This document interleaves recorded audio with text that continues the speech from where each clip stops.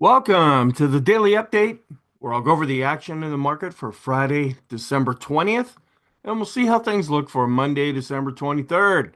Okay, had a bit of a bounce. Now, it seemed like a scenario was playing out in that we're seeing some of the charts that we have getting to an extreme negative reading, which can quite often happen before we get ready to go higher. And then you had this whole deal with the possible government shutdown coming in, and you knew they were going to figure something out. It always works out that way. They freak everybody out, markets take a dive, the news media is filled with all this, and then seemingly at the last minute, they come in with this continuing resolution, which it always happens this time of year. It's a political game.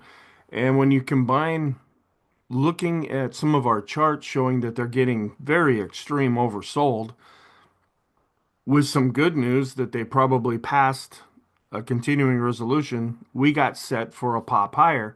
And a lot of times, what we're seeing now is a good upward move before we get finished with the downtrend, and now we get ready to go into an uptrend. But we're still negative for right now. There's no guarantees that anything like this will happen.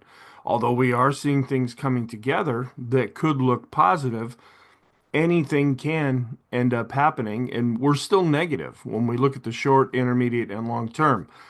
We're watching a lot of different things, and I'll go through those in the charts here. And if those things still continue to improve, then we could switch back and be positive as we come into more of a positive time of seasonality. But a lot of people were really taken by surprise this past week when the Fed came out and said, well, we're probably going to pause rates now, and interest rates continue to go up, and valuations are overextended to the upside. The market's already had a pretty good run.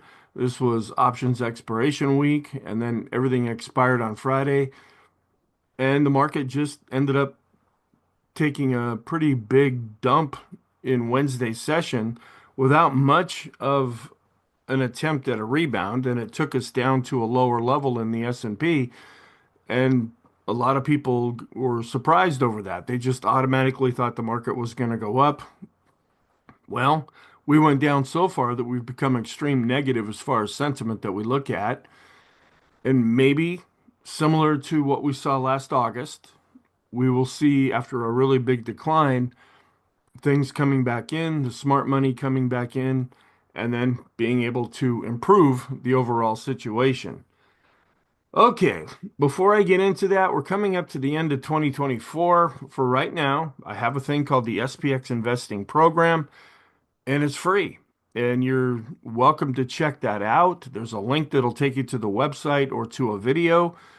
You can send me any questions here. And you also get access to the daily videos, which is what you're watching right now. I also do a number of videos over the weekend, and those are made available as soon as they're ready, where I hold them back on YouTube and Rumble. And with the weekly videos that I do, they all tie into the daily video. So if you want to see things unfolding, I have found that intraday, there's too much noise intraday to really evaluate things. Although I do watch the market while it's open, weekly is a little too long because things can develop kind of quickly and then they lag a bit in the weekly versions. The daily version to me is where you get the best analysis and you can see things incrementally changing. Like Wednesday was not necessarily a surprise when we really went down. You can go back 2 weeks ago and we were seeing weakness starting to come into the market. And how you can follow that along is by watching the daily videos. Okay. So we had a lower open. It looked like, oh boy, Europe was down. We were down anywhere from about a half to 0.75% with the futures. At one point, we were down over 1%, and it looked like, all right, here we go. But that didn't last very long. That ended up setting the intraday low at right at S1. And these are pivot points that we already know about before the market opens. S1 was at 58.44. Then we climbed back up to the unchanged level. We got above the daily pivot at 58.90. We got up to R1 at 59.13. So now we're back above the 5,900 level. And we got up to R2 at 59.59. And then prices topped out and it started to kind of decline and just it looked a little bit exhausted. We got back down below R2. We closed well off of the intraday high, but we closed back down at the 50-day moving averages. So we're trying to turn more positive again, and I use the 50 period moving averages as the determination if we're positive or negative. We're right about at those levels, so we're still negative in the short term because we're below the 20 period moving averages.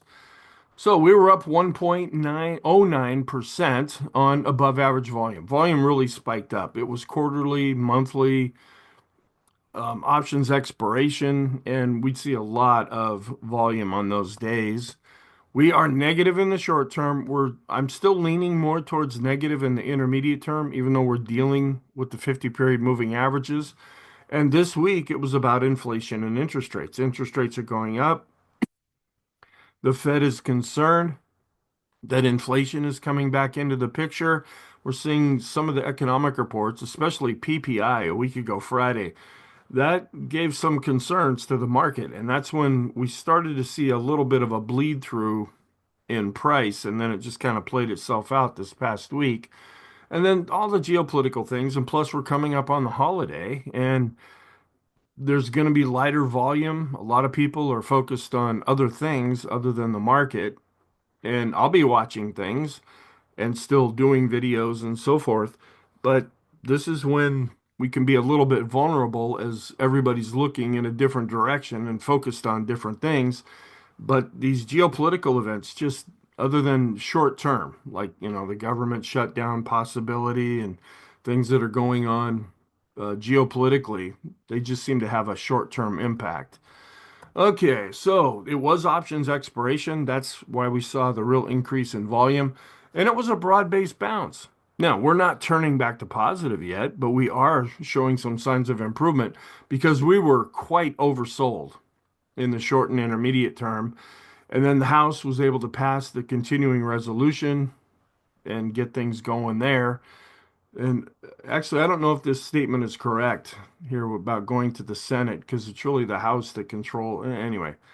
But the market was satisfied by what was passed there. And mega caps did advance, but they ended up underperforming.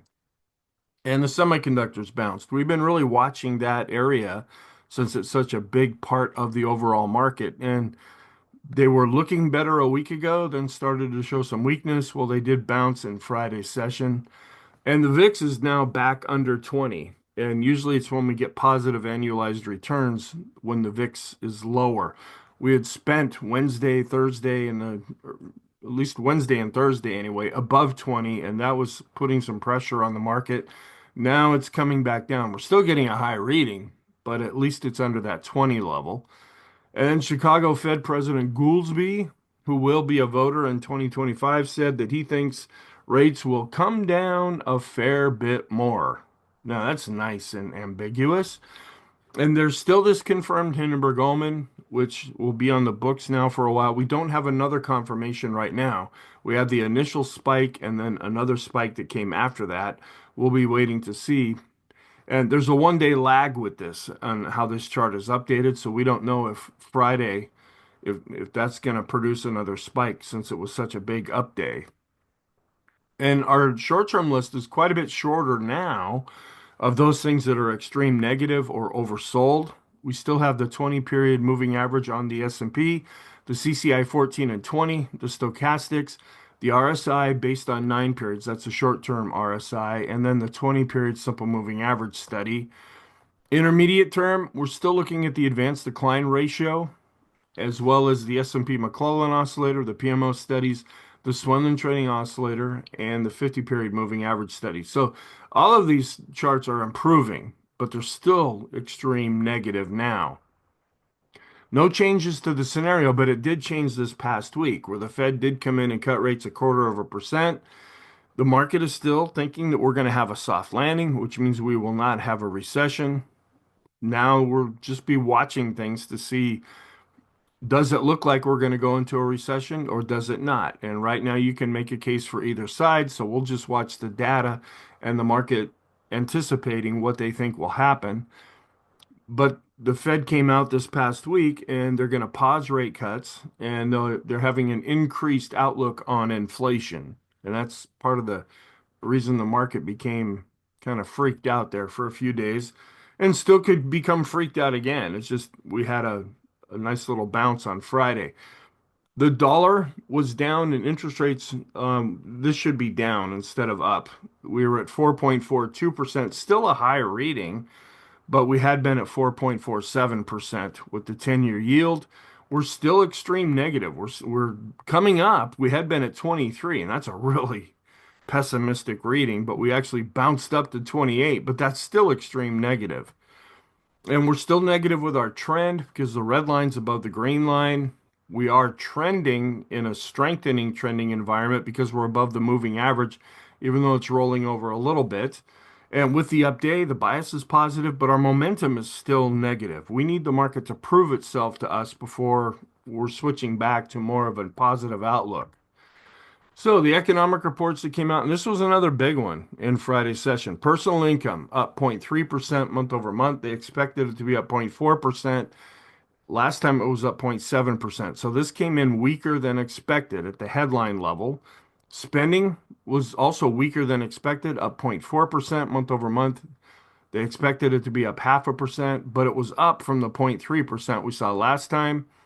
And then the price index was up 0.1% month over month. They expected it to be up 0.2%.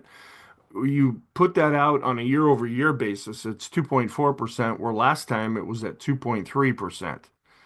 And then this is kind of the inflation component here, the core PCE price index. You take out food and energy, of course, the things you need. Why count those as part of inflation? It was up 0.1% month over month, and that's 2.8% year over year. And consumer sentiment also came out at 74. They expected it to be at 74.2, so a slight difference there. When we go back a year ago, we were at 69.7. So here are some charts. Personal income and spending year over year, where we have the income still going flat here, declining just a little bit.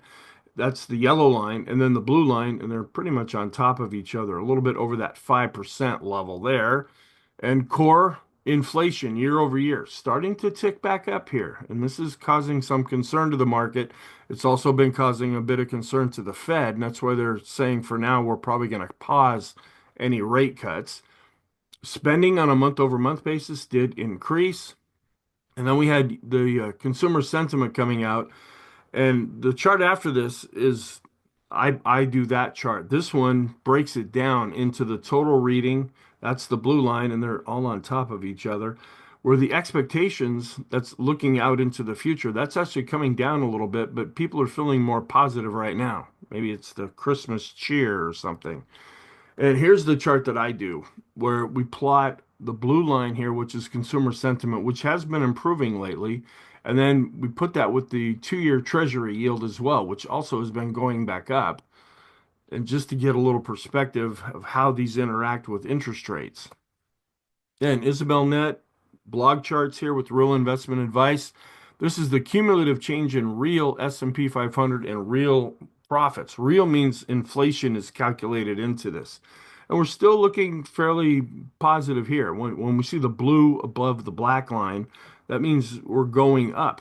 And you can see this can lead to trouble if we get too far away. Like the dot-com bubble, the blue got way far above the black there. And then they have a tendency to come back in line. But when we see the blue below the black, then we're in really difficult times as far as the market is concerned. So we're still looking fairly positive here, hoping that we won't get too far away with the blue line above the black line. And U.S. equity valuations have continued to rise. This has been something that the market suddenly seemed to wake up and go, oh, are we overvalued right now? And I'll go over this in the weekly video as well. This is the Shiller, and they call it CAPE, cyclically adjusted PE ratio, or CAPE. And we're getting a very high reading here, but we have been now for a number of years. So we don't use this as a timing mechanism, as I say in other videos, but we want to be aware of this anyway.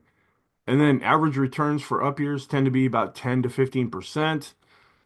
this is just looking at things from 2000 going up to 2024.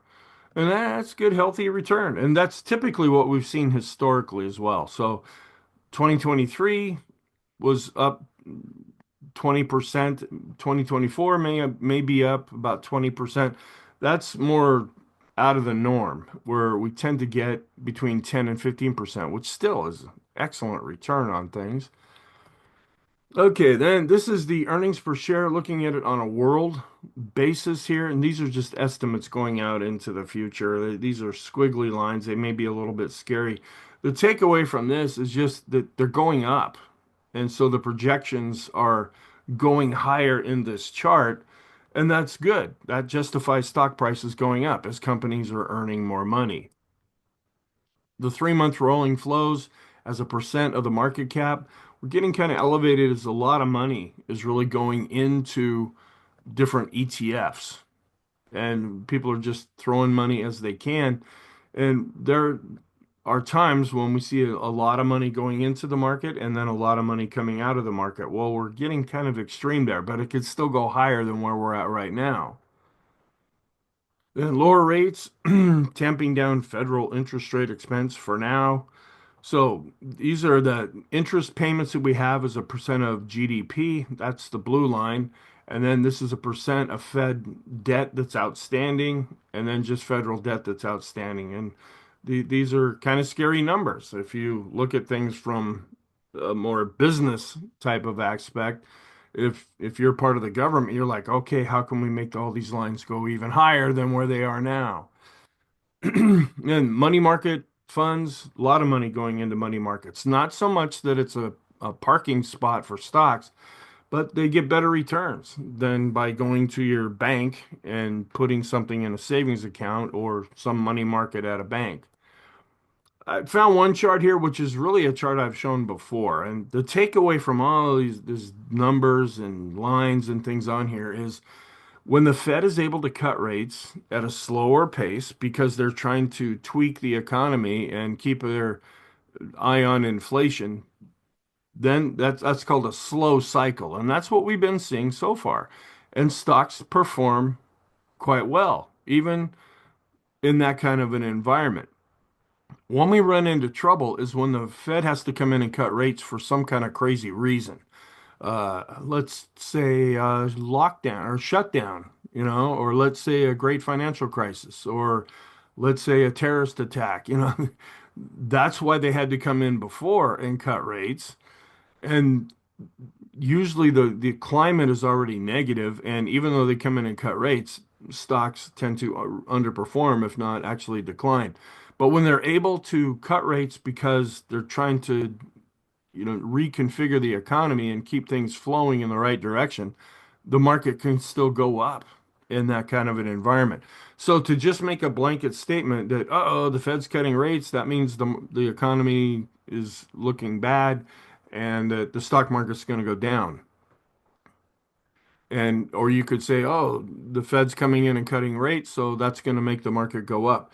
You have to look at the context for why rates are going up or down. And to this point, now things can always change.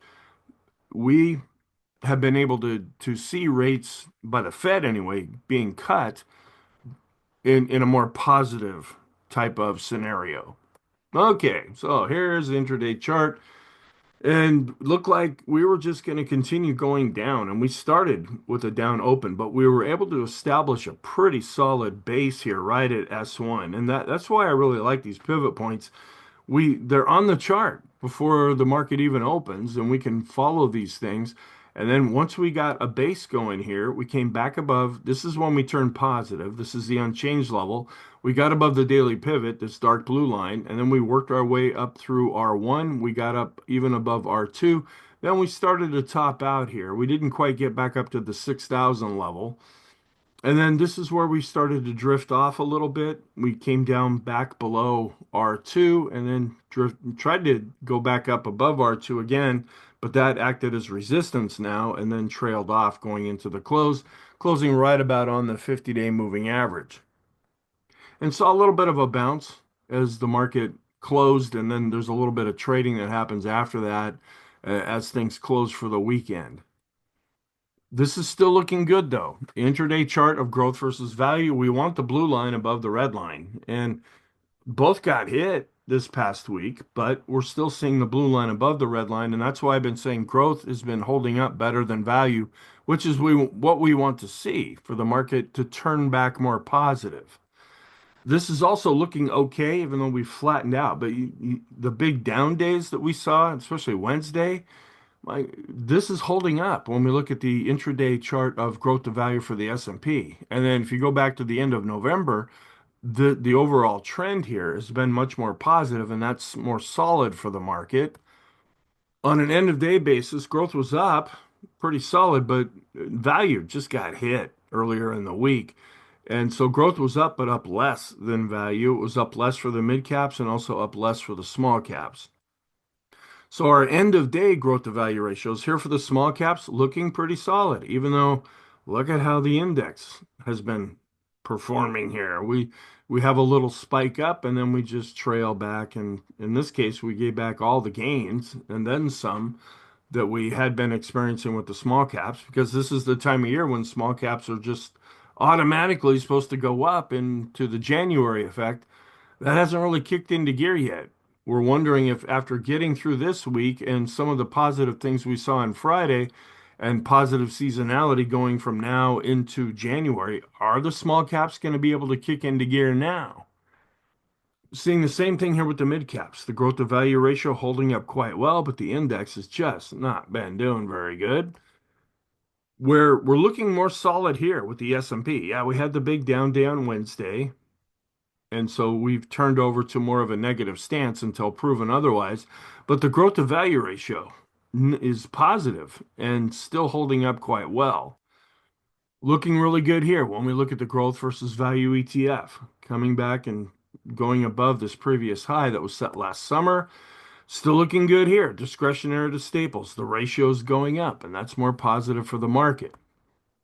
Large cap growth got hit this week with everything else, but still looking pretty solid, still above the moving averages. The moving averages are going up, so we'll see if we can get a nice little bounce from here.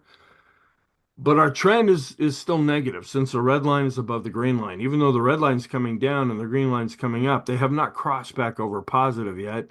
We're still just a little bit above the moving average. That suggests a strengthening trend, and that's more dynamic. Where the blue line here, that's a static number of 20.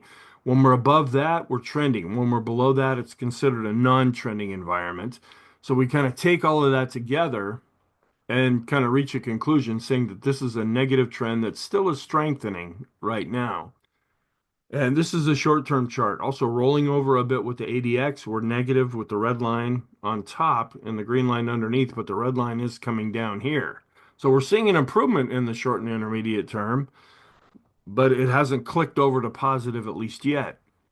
Volume just was off the charts in Friday's session.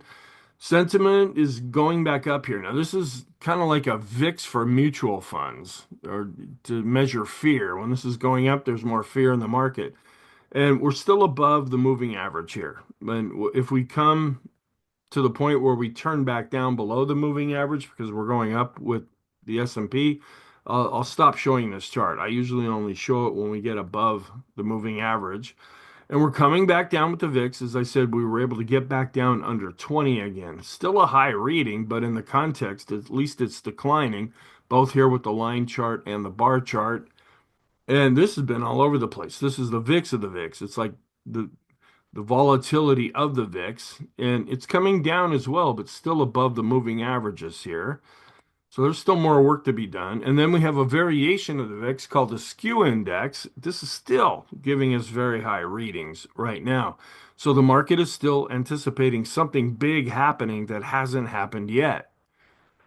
Momentum of the VIX continues to be up as measured by the MACD, but seasonally the VIX tends to go down during this part of the year, but hasn't really, it's coming down a little bit, but it really spiked up on Wednesday. So ticking back down a little bit with this fear gauge, also ticking down with this other fear gauge. So we're seeing some confirmation there that some fear is coming out of the market. And up a little bit again with our risk on versus risk off ratio. I stopped showing this chart for a long time because we were chopping along sideways. And then we were starting to go up, meaning that the high beta stocks, the Google, Apple, Amazon, they were really outperforming. And then they got taken down a little bit with everything else. Now this ratio is starting to go back up. If we continue to see this ratio going up, that will be more positive for the S&P. And another measure that we use for risk is called the volatility risk premium. And we had a really high reading, then it came all the way down to the lower band, then it shot back up. Now it's coming down, but it's still giving us a pretty high reading here. There's still some anticipated risk 30 days out from now. And seeing a real improvement here. You see big green bar based on price and volume. And quite often that's what we see at a market bottom. But it doesn't necessarily mean that the declines are finished yet. We want to wait until we see confirmation with the charts here. But we are turning back up with the advanced decline line based on price and volume. And not really seeing an improvement here, though. Just a little tiny bit of new highs. That's the green bar, but we're still seeing the much more new lows, but less than what we had been seeing earlier in the week. So we're still going down with the 5-day and the 10-day moving average. Still negative here, but improving with accumulation distribution since we're below this moving average. Coming back up and no longer extreme with the short-term advanced decline or advanced decline ratio here, but still below zero. So they're still negative and showing some improvement with the advanced decline ratio based on price and coming back up and never got extreme based on volume. Still negative here, but improving with the chicken money flow. The histogram is ticking back up, but the red line is still continuing to go down. A little bit of a tick up here with the chicken oscillator, but still negative here. So improving, but still negative. And still seeing the red line above the green line here with the vortex. That's also negative. So a little bit of a tick up with the cumulative advanced decline line for the S&P based on price and volume. Actually, a little bit more of convicted move up with volume here. This is negative and actually turning more negative, and this is slower. This is a 10-day average of the highs and lows for the S&P. We're dropping below 50, and that's a bit of a concern now. And it already had been declining, so it was turning negative. Now it's negative and below 50, which makes it even more negative. First of all, we're going to need to get back above 50, and then if we see this continue to go back up, that will be more positive. So a lot of damage was done, and Friday's session helped to repair some of that, but it hasn't turned everything back positive at least yet. We look at the 5-period moving average of the highs and lows across the broad market, still well below zero. And we compare the S&P 500, that's the bar chart, with the NYSE advanced decline line, seeing an improvement with both of these after they both had been declining.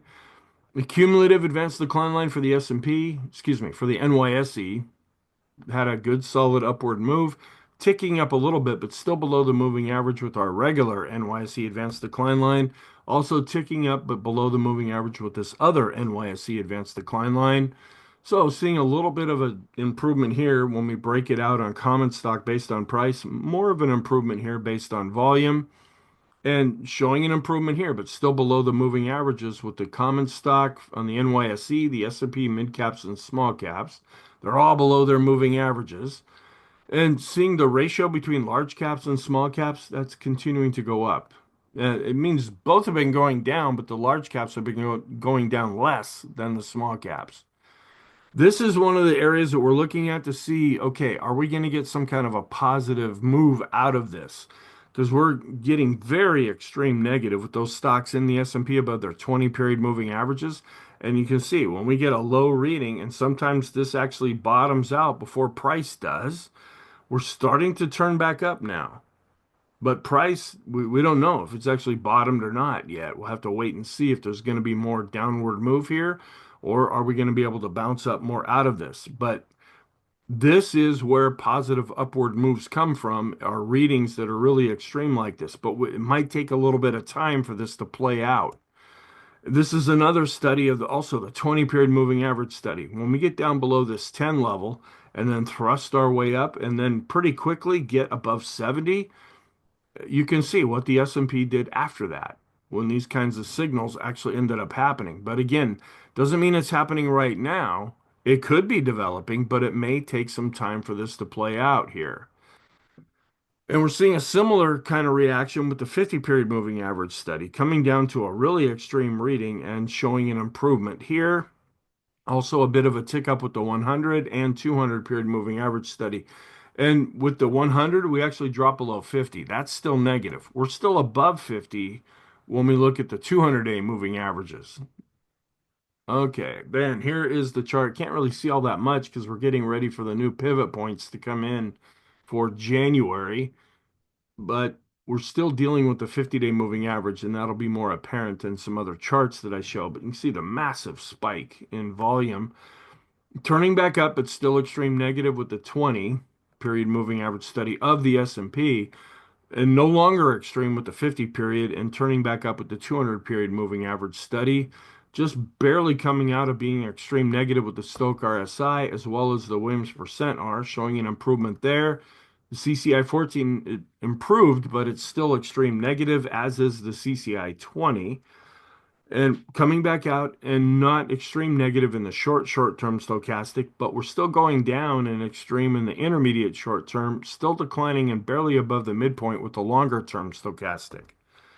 And showing an improvement here and coming just about back up to zero with the force index, but still negative and no longer extreme when we measure the distance of the S&P from its 20 period moving average. We had kind of gotten far away from that to the downside. That's starting to work its way off. We're also just barely starting to come back above the midpoint here with the 50-point moving average study. So this is showing an improvement. But we're still a little vulnerable here with our short-term trend because we're below the green line and the blue line. Although we did improve, the more we stay below the green and blue line, the more this is going to continue to go down. We're going to need to recapture this to turn it more positive. We're still below the simple and exponential moving averages based on 20 periods, and we're no longer extreme. We're getting into the -1 channel with our standard deviations chart where we had spent a couple of days at the -3, and that's when we get extreme. And we're ticking up barely here, but still negative with the balance of power, negative with the go, no go with the brown and purple bars here. Still not showing a lot of improvement with our lowest low value and still below the midpoint.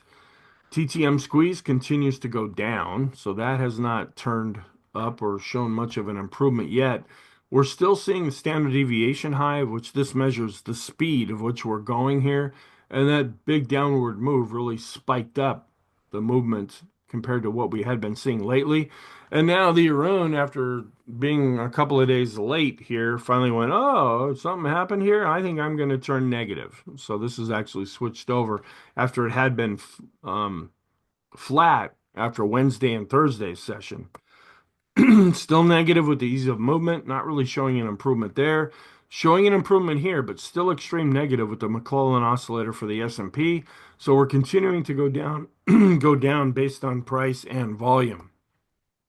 Showing an improvement here with the NYSE McClellan oscillator, no longer extreme and improving, but still below zero, so that's negative. So we continue to go down with the NYSE summation index based on price and volume. And this is what we've been waiting to see here. Can we see more follow through with this? Because sometimes this indicator actually switches the other way before we see it in price. Now, we saw it in price in Friday's session, and then this bounced back up. But we were getting a really extreme negative reading with the Swenlin trading oscillator based on price. We're also turning up based on volume. Can that continue? This would also give more confidence that we're actually trying to turn back more positive, but we're just not seeing it yet. Momentum, though, continues to be negative. With the PMO going down, we're going down based on price and volume. A little bit of an improvement with the PMOs that are rising, but still extreme negative. The buy signals, not just kind of flattening out here. That's extreme negative, and we're still declining with the PMOs that are above zero. Still looking kind of vulnerable with the 50 period moving average, even though we closed right about on it with our other moving averages that I'll show. We're still below the red line and the blue line here, and we're going to have to get above this to turn that back more positive. This is what I use to determine the intermediate term trend. This is a simple and exponential moving average based on 50 periods. We're right about at that level right now. So we're below the 20, we're right at the 50. If we do see more weakness, then we'll be watching the 100 period moving averages. But on a momentum basis, short term, the slope oscillator, we are negative. MACD continues to be negative and not really showing any signs of improvement there. So in the short term, I have two oscillators here. They're negative. Intermediate term, there are three oscillators here, negative. Long term, Trix and KST, they're also negative here. So we haven't seen a change that way. And another momentum oscillator is the Copic curve, and that's also negative. The Sean trend meter ticked up a little bit, but we're in this kind of yellowish area. That's more neutral, but it had been declining, which is clearly negative. So we're seeing an improvement since this ticked up. And we ticked up, but we're still below 50 with the money flow. We're continuing to decline with the bullish percent index for the NASDAQ 100. And no longer extreme with the ultimate oscillator, but it's still negative nonetheless. On balance volume did tick back up. We're still above the advancing moving average. And so that's been hanging on to things looking positive in the bigger picture. And going back up, it's still below 50 with the RSI 14. We're no longer extreme with the RSI 9. And we've gone from negative to neutral with the Elder's Impulse system for the S&P. Still negative with the parabolic SAR since the dots are on top. And the bullish percent index for the S&P. It's still just not doing very good right now. Still declining with the NASDAQ 100 bullish percent index. And as I showed previously, I had the chart out of order here. The NASDAQ 100 bullish percent index is showing some improvement, but still negative. And we're keeping an eye on this because we're coming down to the top end of the cloud. This is the Ichimoku cloud. And the blue line is starting to come down. The red line is starting to turn down. The green line had been coming down, but did see a bit of an improvement. And this may be acting as a support level, but this is kind of a wide area because I say usually how you use this is somewhere in the cloud is a support level. Well, that's still quite a big cloud right now. And still having a hard time with this long-term trend line. This is a trend channel going back to 2009. We hit the upper end of this, and that's when we started to run into trouble. We're wondering if we turn positive, if we're going to be able to break above this. We've done that before, like we did back in 2021. Still negative though with the Heikin Ashi, with the black candles, still negative and pointing down with the Kigi chart, negative with the Renko chart, negative with the three-line break chart. So seeing some improvement, but not really shifting over to positive. In fact, the lower close that we had on Friday, that produced another zero here. So we're still looking at a high pole warning, meaning that we were really going up and now we're starting to come down. And this is not turned back over to positive at least yet. Long term, we are seeing an improvement. It's kind of interesting with the 150 period moving average. We came right down to this midpoint, and so far we've been bouncing up off of that. We never came down to the midpoint with our 200-day moving average study, but a little bit of a tick up there. This is another thing we're going to be watching. The ZWAG NYSE breadth thrust getting a very, very negative reading. Now, Friday's session is not going to be updated until Monday for this chart. There's a one-day lag. This is Wednesday and Thursday, actually Tuesday, Wednesday, and Thursday. This was really coming down. Now, if we can get back above zero point 0.4 here, and then within 10 trading days, get above the red line, that is very positive for the market. So we'll be watching that as it unfolds. Still negative in the short term with everything except the NASDAQ 100. That was able to bounce back up enough there. Still negative with commodities and bonds based on price across all time frames. And we had all the sectors ended up being up with real estate, another area that's just been getting hammered as interest rates have been going back up. Utilities have been strong in the bigger picture, but lately been getting hit pretty hard. But all of the sectors, that's really the takeaway. This was kind of a relief bounce. Now what we're trying to see here is this a bounce before the market gets set to go higher, or is this a dead cat bounce where we're just bouncing up before we're getting set to go lower?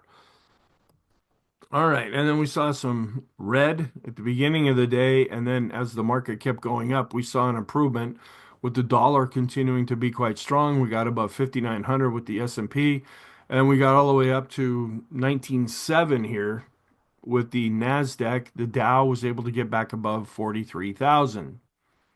And we're still negative in the short term, but I have us as negative in the short term with the PMO since we're below the moving average. And this is the decision point scorecard, which has not been updated. Okay, seeing a little bit of an improvement here, both with the S&P weighted index and a bit of a move up with the equal weight version of the index. And we're coming down a little bit with this ratio, but overall, as the S&P's been under pressure, this is going up, meaning that the bigger stocks have been holding up better. The Dow was up and got back above this S1 level, but still below its 50-day moving average. And we've gone from negative to neutral with the diamonds, which is the ETF for the Dow. Never did quite make it down, at least yet, to the 50-day moving average with the NASDAQ and saw a nice little bounce up about 1%. We were up 0.85% with the NASDAQ 100. Also didn't quite make it down to its 50-day moving average. Still negative though, with the QQQs, with the Elders Impulse system.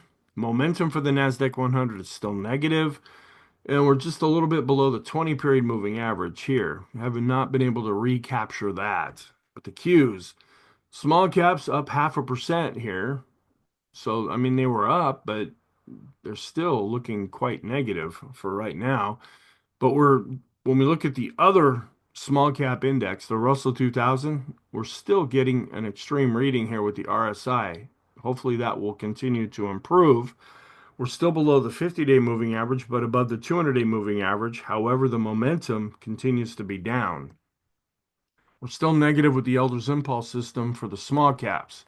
Mid caps also bounced back up about 0.5%, still below this S1 pivot level, still below their 50-day moving average, but above their 200-day moving average.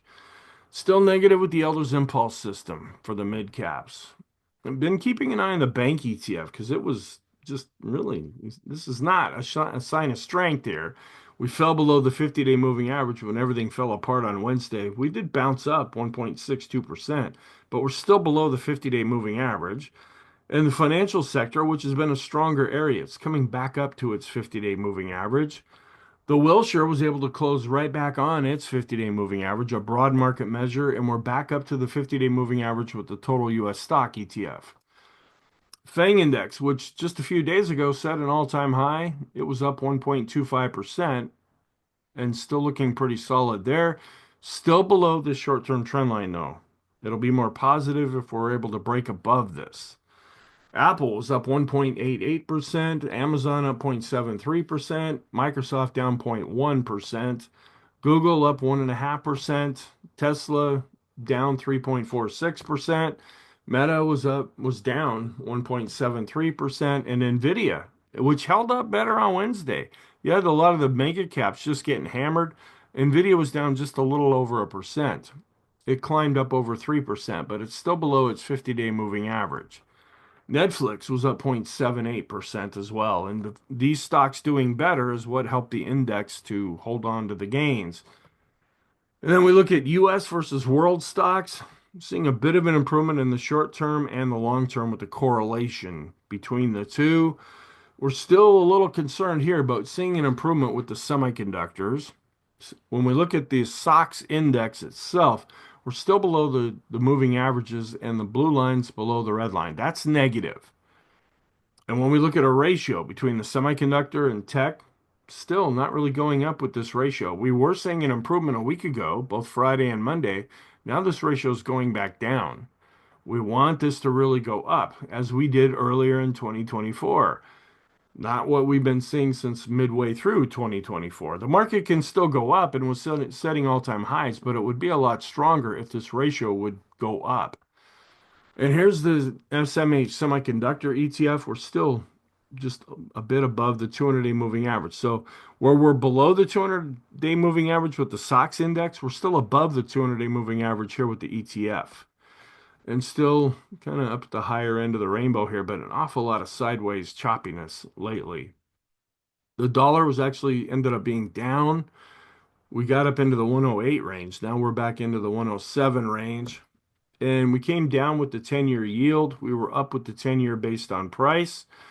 This is a concern too. The home construction ETF compared to the 3 to 7 year bond and taking a ratio, the 250 period moving average held up a couple of times previously. It's not holding up now, even though we bounced back up a little bit with this ratio. The growth to value ratios, looking good though. Mainly, I look at the moving averages, and if they're going up, that's positive. Even though we're coming back down with the Qs to S&P, discretionary to S&P, and large cap growth versus large cap value. If we cross below the moving averages, that's going to turn things more negative. Still looking okay here with the large caps, mid caps, and small caps. So what's our outlook for Monday? We're still negative in the short and intermediate term, but we're bouncing after a bit of an overreaction, especially in Wednesday's session. And then we're going to get consumer confidence on Monday and then the geopolitical things. And then you have the whole Christmas holiday thrown into that as well. Here's the economic calendar for the upcoming week.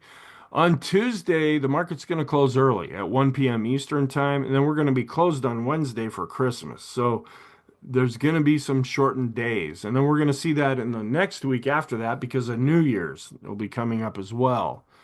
And here's a look at another look at the economic reports that'll be coming out. Seasonality, we're positive on December 23rd for the Dow and S&P, where we're neutral to positive with the Nasdaq. Now we're going to be going through the week after options expiration, where we're up 63% of the time, down 37% of the time. And this is when the positive seasonal tendencies should kick in. This is called the Santa rally. It's supposed to start here on Christmas Eve, and it should really help the small caps. Is that going to happen? But you got so many people who know about this that the market likes to throw curveballs a lot. So we'll see if that ends up playing out that way. Monday in 2023 was the most positive day of the week, and it was an okay positive day so far in 2024. This is the positive seasonality that should come now from now until the end of the month. And this is comparing what happened going forward every month. And we do have some positive seasonality here. And the black line is since the election and how things might end up behaving based on how they behaved in the past. Okay, then Tom Bowley coming in here. We're coming back into the positive time.